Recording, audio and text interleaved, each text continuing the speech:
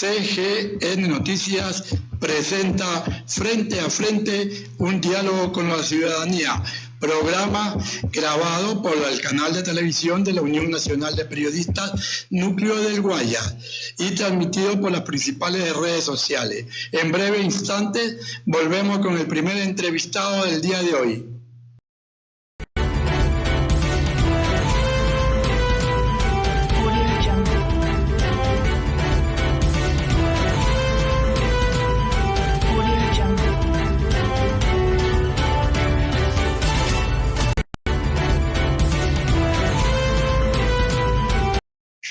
Estamos en nuestro espacio Frente a Frente, un diálogo con la ciudadanía. Hoy día contamos con la presencia del abogado Jorge Ortega Tapia, profesor jubilado y dirigente de la clase magisteril de la Universidad de Guayaquil desde hace mucho tiempo atrás. Jorge, bienvenido a nuestro espacio Frente a Frente y cuéntanos qué es que está pasando en la Universidad de Guayaquil con el proceso de los famosos compañeros jubilados que los tratan, disculpen la expresión, como la patada de mula. En primer lugar, un grato saludo a la audiencia y especialmente a ustedes por haberme invitado. Y yo creo que el problema universitario ha traído un gran problema.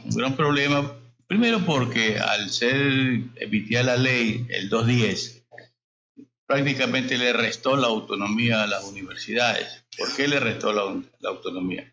Porque hubo una propuesta de lo que se conoce como las sanciones a las universidades y se hablaba de la intervención. Y no solo con eso, primero era intervención dirigida, luego era intervención directa, es decir, ellos colocaban las autoridades, hasta ahora, lo que nos ha llevado sin duda a un gran problema de las 7 u 8 universidades públicas intervenidas.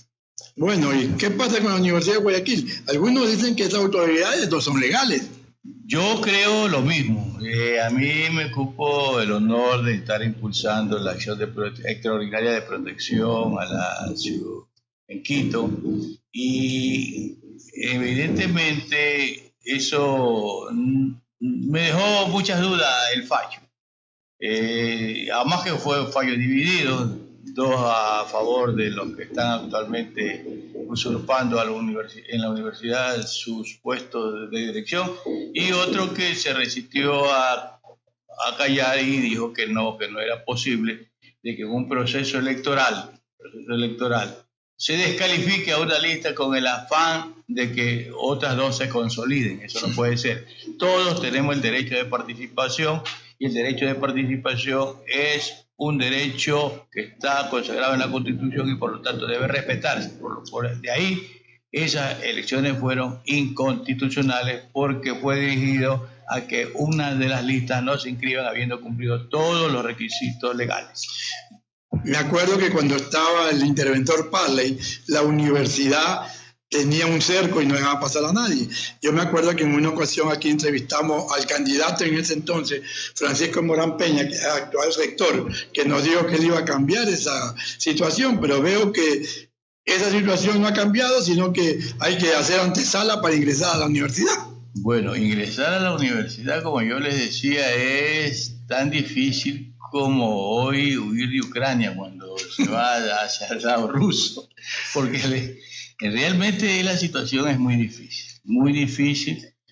Yo creo que el rector actual depende mucho de lo que dejó el anterior encargado del rectorado, que era el Roberto Parley, porque como nosotros hemos dicho, ni siquiera cambia la jefa de talento humano, no cambia la manera de tratar a los jubilados, no cambia el ingreso a las universidades, solo se ha pasado escribiendo muchas cosas y el otro día con mucha pena vi los terrenos de allá en la Tancamarengo totalmente destruidos, totalmente abandonados, cuando una universidad como la nuestra, que ya vamos a llegar al hilo, que tuvo 85.000 estudiantes. Ahora ha bajado. Actualmente tiene 55.000. Y va a seguir bajando. Los que somos educadores de carrera, como el compañero que me entrevista, que es docente de la universidad también, pero ya se jubiló, no es posible que a esta altura nosotros deberíamos haber proyectado tener 100.000. Así es. Y esos terrenos de la Tancamarengo precisamente servían para ampliar, la verdad, la cobertura de matrícula efectiva para no solo los guayaquileños o los de Guaya, no, esta universidad es una universidad cosmopolita que recibe estudiantes de toda la República.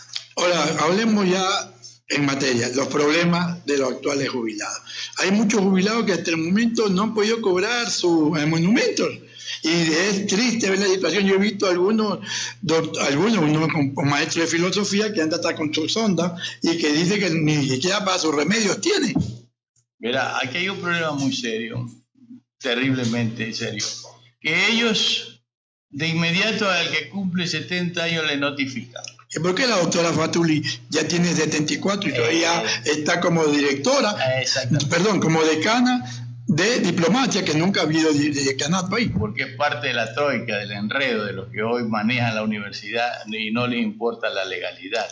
Entonces, si usted le dice al docente, usted se va a jubilar el próximo año y usted ya se va, y ya le da la carta de despido, ya debe haberle tramitado evidentemente la compensación por jubilación, pues. Así es. No es que a raíz de que ya usted se fue, recién le dicen espérese el tiempo necesario, y hoy vemos que a mí me han contado profesores con 4, 5, 6 años de jubilado y no han podido recibir lo que se llama la compensación por jubilación. Ahora aún más, ahí hay otro detalle. Le asignan una cantidad, pero no le dan la liquidación. No, ni sé cuánto va a coger. Es decir, no sabe cuánto va a coger, y si coge alguna cantidad que le afecta a su economía, no puede reclamar porque no le han otorgado esa liquidación. Gracias a la acción de la Defensoría del Pueblo, donde tuve que tramitar una queja contra estos caballeros en ese término de que no tenían la liquidación, ya la tengo en mis manos y ya puedo rebatirla como hombre de derecho, de que está alterada, ¿no? Está alterada totalmente, es decir, siempre alterada, afectando al jubilado. Claro. No es que le dan de más, no, le dan de menos para tener que uno que reclamar. Y como ellos se valen del poder, es decir, cuando alguien va a recibir sus $53.100 y no le otorga, le dan una serie de largas y nunca le resuelven. Menos mal que nosotros tuvimos la oportunidad de ir a la Defensoría del Pueblo, y la próxima semana ya tendremos la audiencia final que nos permita decir a dónde están las anomalías de una liquidación de compensación por jubilación del maestro Jorge Ortega. Pero eso es el caso del maestro Jorge Ortega. Entonces, ¿usted no considera que el resto de profesores jubilados van a tener que hacer lo mismo que ha hecho usted? Sí. Hacer un escrito a la Defensoría del Pueblo y hacer los mismos pasos que usted está haciendo para tener las respuestas. Sí, evidentemente eso es así. Hemos tenido hace una semana una reunión en la Sociedad 9 de Octubre con los compañeros y ya le hemos hecho esa recomendación, que lo que primero que tienen que hacer es exigirle, ¿no verdad?, al defensor del pueblo que solicite a la Universidad de Guayaquil la liquidación de los haberes de la compensación por jubilación, que no se le ha otorgado a nadie, simplemente le dice un certificado donde le ponen el valor y se acabó. Y ese certificado, según la señora abogada Jenny Villegas de Talento Humano, es lo que dice que la certificación de ella que vale. No, en derecho vale la liquidación de los haberes debido al trabajador, en este caso al docente. ¿Qué hay de cierto que esta señora de Talento Humano tiene más poder que el mismo rector? Verá, aquí me llegaron una denuncia y una cosa, qué cosa maravillosa. Viene un director de carrera, que voy a omitir el nombre. ¿Ya? Me dice, esa señora trabaja en mi carrera, no va a dar clases. Y le he pedido que me remita los videos donde ella da clases y no me los hace llegar. Y Jorge, mira lo que hace. Manda a una autoridad para que me diga que no la moleste. No, si yo lo que quiero es que ella venga y me demuestre que da clase nada más. Yo no la estoy persiguiendo, yo no la estoy descalificando como profesora, simplemente que yo quiero documentos que consten que ella es profesora. Y por otro lado, trabaja también su hijo. Su hijo en la Claro. Universidad de Guayaquil, pero con 2 cargos, administrativo y docente. Yo tengo entendido que ella está trabajando en lo que es nivelación en la Facultad de Comunicación por las investigaciones como periodistas que hemos hecho nosotros, y también está de docente. Y o sea, la señora está, discúlpame la expresión, está hecha. Está trabajando como administrativa, también está trabajando como docente y va a seguir cobrando plata, mientras que los jubilados, bien, gracias, y los trata como a la patada, como que ella no tenga sus padres que están ya personas adultas, y ella que jamás va a llegar a la tercera edad, creo. Sí. Y yo quiero también referirme a esto porque son muchas cosas. Son varias. Es decir, nosotros le enviamos una carta al señor rector. A ver, vamos a ver. Primero era más o menos del 8 o 10 de febrero. Ya. Para hacer llegar la carta. Vía Crucis. Un vía crucis. No puede ingresar, que esta. ¿Cómo llegó la carta? No sé. Llegó la carta el 8 de marzo. Sí, recién. Sí, hace más o menos unos 15 días, ¿no es verdad? Y aún en 15 días no hay respuesta. No hay respuesta. Él, como autoridad, y así lo exige el derecho ecuatoriano, que tiene la obligación de contestarnos, así sea negando lo que se solicita, porque ahí le decimos que le queremos dar documentación. ¿Cómo es posible, por ejemplo, yo leo hoy día algunos chats que me envían los profesores jubilados, que no pueden hacer préstamos hipotecarios ni quirografarios, ¿no? Cuando en 2018 el rector Salcedo aprobó un convenio de purga de mora para con el IES, para de esa manera solucionar los problemas del inconveniente y que todos los pagos de los fondos de reserva, que ya sabemos que pagan por grupo, ¿no? Porque la deuda, yo me acuerdo y recuerdo que la deuda podría haber llegado a unos 30, 35 millones. Entonces, ¿yo qué les dije? Hagamos un convenio de purga de mora.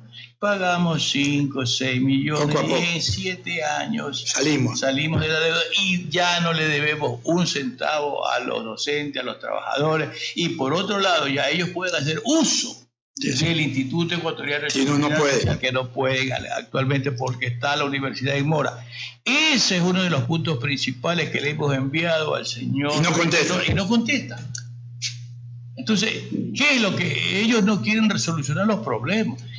Quieren empeorarlo. Porque si en el 2018 ya se tomó la resolución con Salcedo, él lo que quiere ya hacerla efectivo, nada más. Era algo que hacer Parley también y no lo hizo tampoco. Así es, ¿no? Ahora, hay una cuestión que también es preocupante. Me dicen que hay docentes que cuando le hacen la famosa liquidación no les toman en cuenta cuando eran profesores contratados y que ya no, por ejemplo, puede haber un profesor que tenga 20 años de trabajo y tiene 10 de contrato y 10 con nombramiento, solamente le van a hacer valer los 10.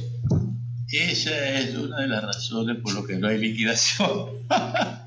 ¿Por qué? Se inventaron que los años de contratado no servían. ¿Y por qué? No sirven, pues ellos si les sirve hasta para ascender de categoría, sirve que el IE para uno jubilarse, entonces ¿cómo no van a servir? Lo que han hecho ellos es siempre perjudicar en la liquidación a los docentes. Por ejemplo, en el que hago. Yo les digo en mi escrito, yo ingresé el 83 más 4 que no se toman en cuenta los iniciales, de 87. De 87 para allá, usted, ¿cuánto me pone? Que es de 1991. Ahí los pillé en rojo. No. Están equivocados, señores. Tienen que liquidar conforme a derecho. Y el único que pedimos, nosotros no pedimos que nos regalen un centavo. Liquide la compensación por jubilación conforme a derecho. Ya. Ahora lo que tenemos que ver es ver que el resto de los maestros vuelvan a hacer el mismo trámite que ha hecho usted. Así es. El mismo trámite que nos permita, es decir, que se nos pague conforme a lo estipula el reglamento de carrera docente, porque aquí hay otra cosa que le advertimos a los profesores.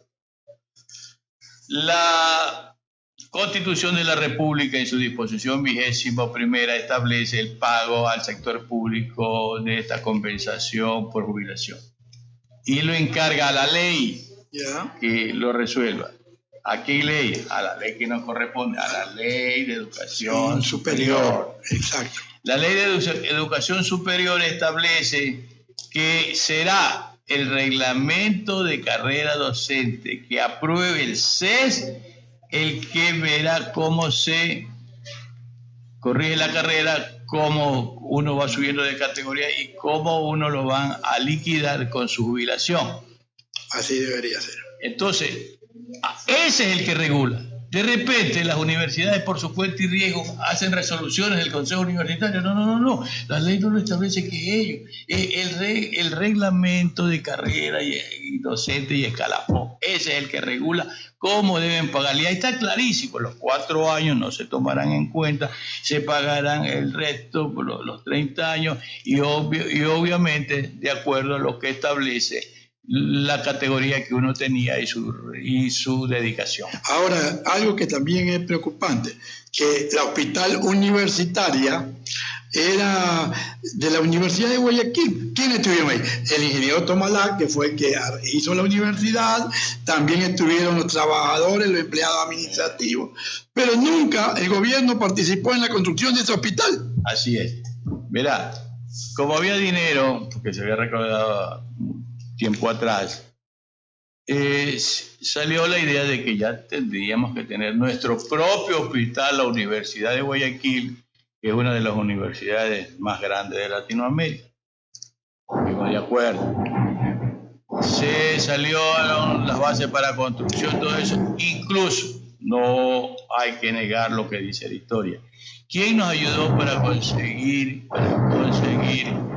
el terreno donde está construido el hospital universitario?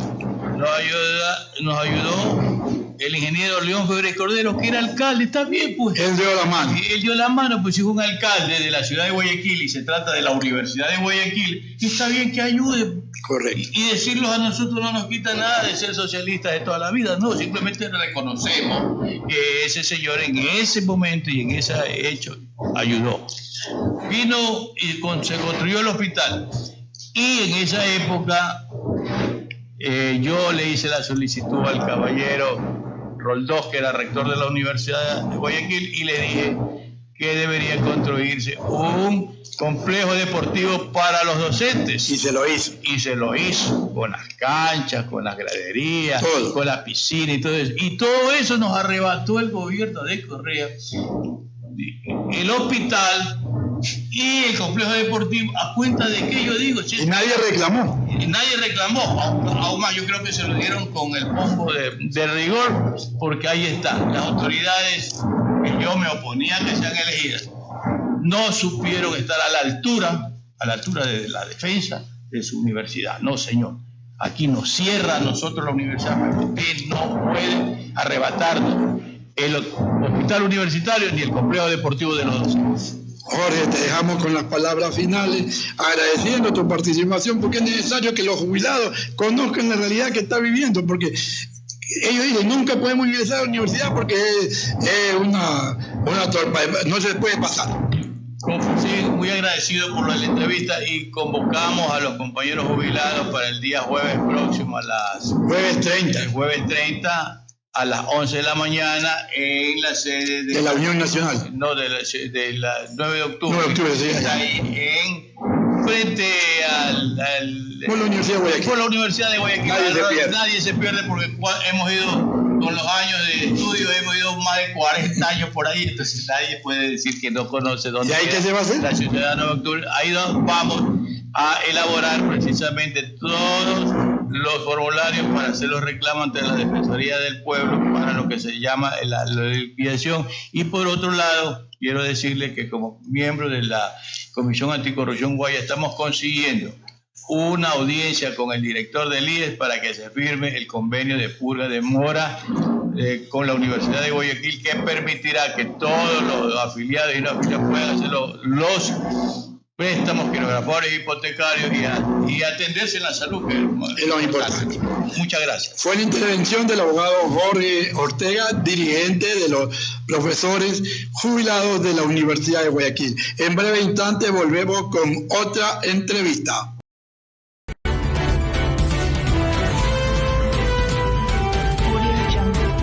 La Unión Nacional de Periodistas Núcleo de Guayas te invita a ver su programación totalmente en vivo a través de nuestro canal online UNP GTV en Facebook. De lunes a viernes podrás encontrar espacios de noticias, entrevistas y opinión con temas de interés local, nacional e internacional.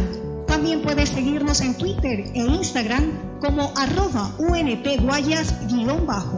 Visítanos en nuestro sitio web www.unpdelguayas.com. Allí encontrarás los requisitos para poder afiliarte a nuestra institución y obtener tu credencial de prensa. Además, encuéntranos como UNP Guayas en nuestro perfil institucional de Facebook. Envíanos una solicitud y mantente conectado con nosotros.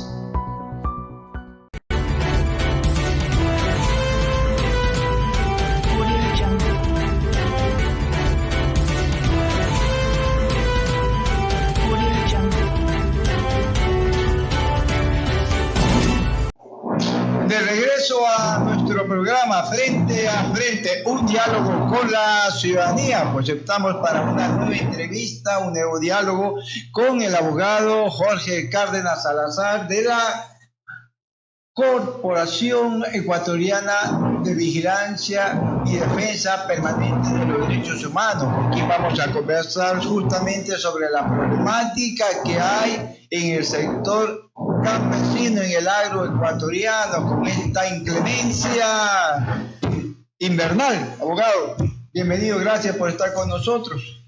¿Qué pasa en el agro, al menos de la costa ecuatoriana, de la provincia del Guayas? ¿Hay política pública para resarcir todos los daños que está habiendo producto de la lluvia, infraestructura, caminos, ríos desbordados, cultivos perdidos? Gracias a la Unión Nacional de Periodistas y a ustedes por la entrevista. Aquí hay que hacer prevalecer un derecho que es central. Digo a central porque los pueblos montubios y los pueblos de las nacionalidades toda la vida han sido víctimas de todos los gobiernos de turno. Pero partiendo de la premisa de que los gobiernos de turno, unos han sido peor que los otros. Pero lo más grave es que los 4 últimos gobiernos han devastado, ya han acabado, han liquidado con el movimiento campesino, en especial en el gobierno de Correa, que supuestamente dijo manejar un programa de acercamiento a la población y apoyo al sector campesino. Más bien fue lo contrario. Vino a dividir las organizaciones, a fraccionar las federaciones, a liquidar las comunismos y al sector campesino matarlos a la miseria.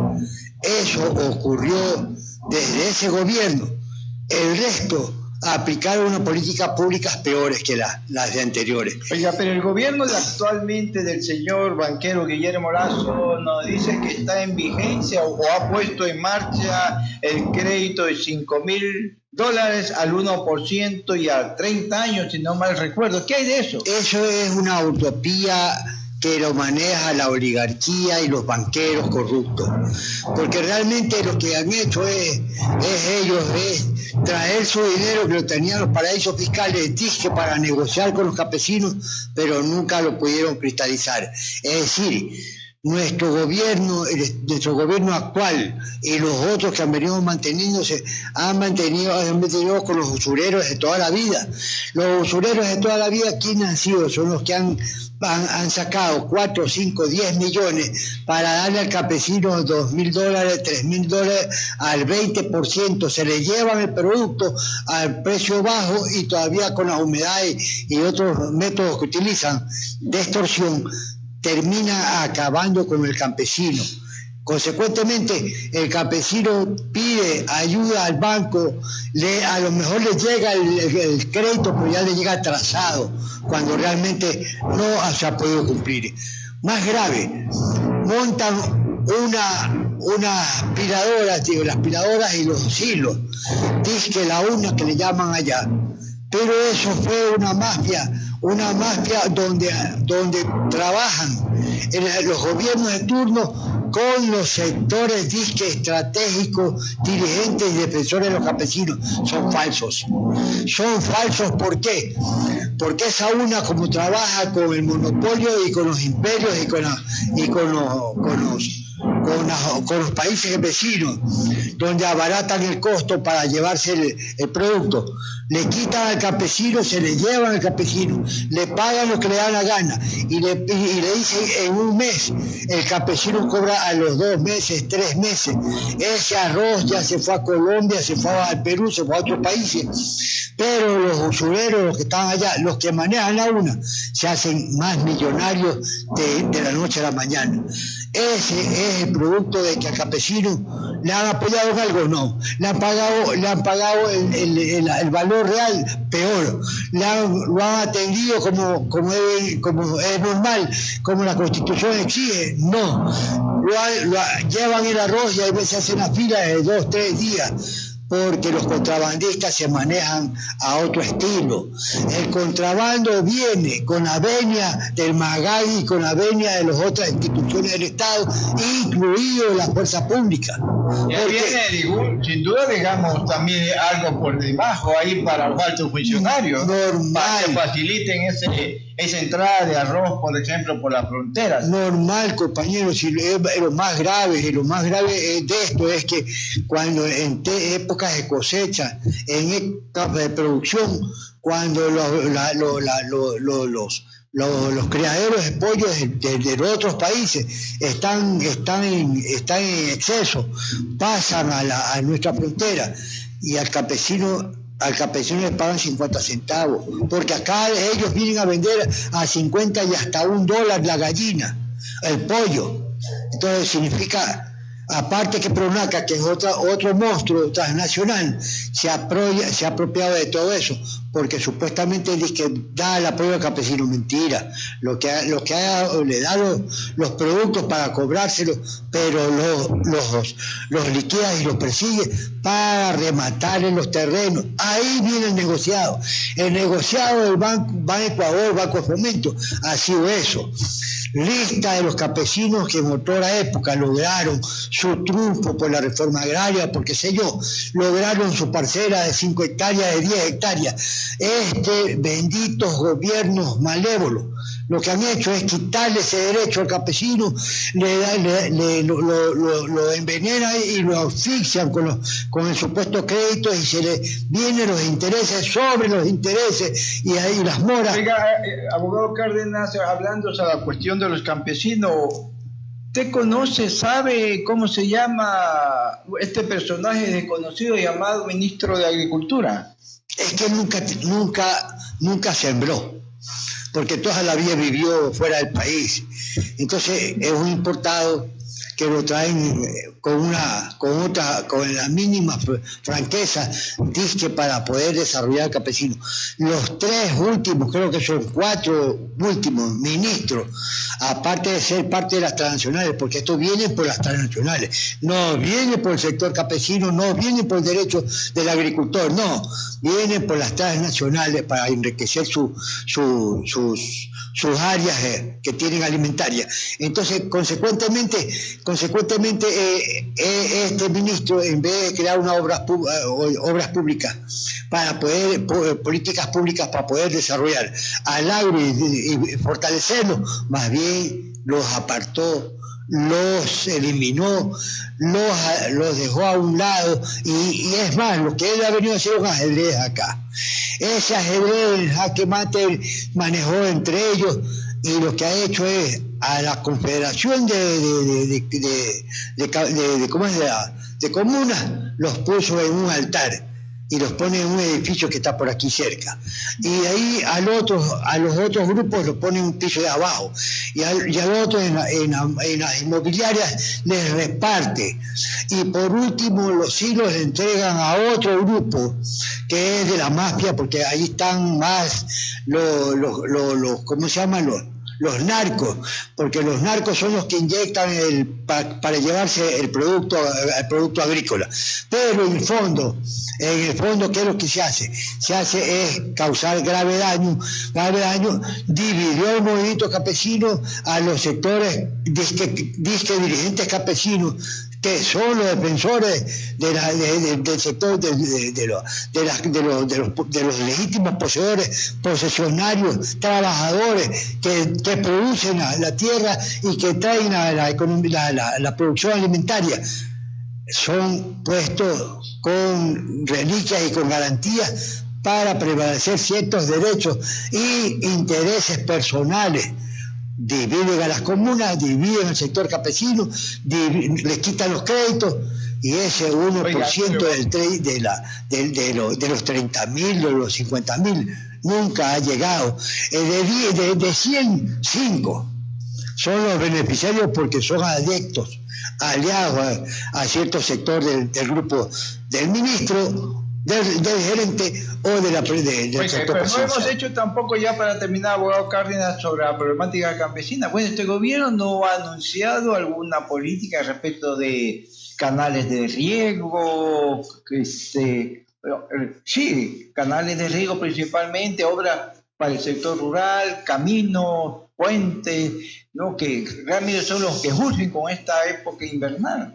Es que el agravante aquí, desde el gobierno de Correa, la ley agraria la puso al servicio de las transnacionales.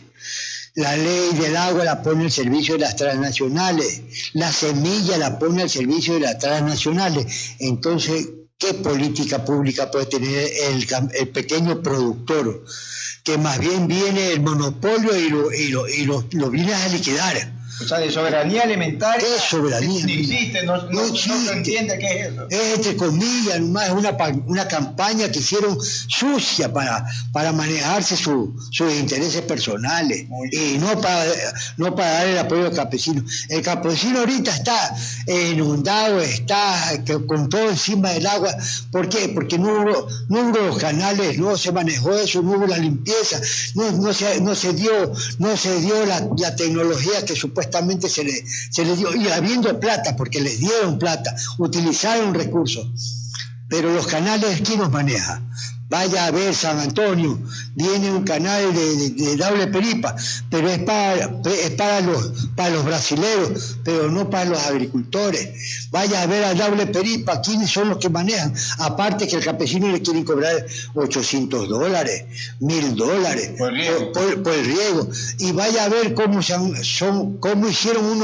unos paneles de montaje, como para crear el recurso hídrico, es para poder inyectar y extorsionar, aplastar, acabar con el campesino, porque lo obligan a tributar. Muy bien, estuvo con nosotros el abogado Jorge Cárdenas de la Corporación Ecuatoriana de Vigilancia y Defensa Permanente de los Derechos Humanos, hablando sobre la problemática en el sector del agro y del campesino en el Ecuador. Gracias, abogado, y hasta una próxima oportunidad con nuestros seguidores en las redes sociales y TV de la Unión Nacional de Periodistas Núcleo del Guayas. Hasta el próximo lunes estaremos nuevamente con ustedes.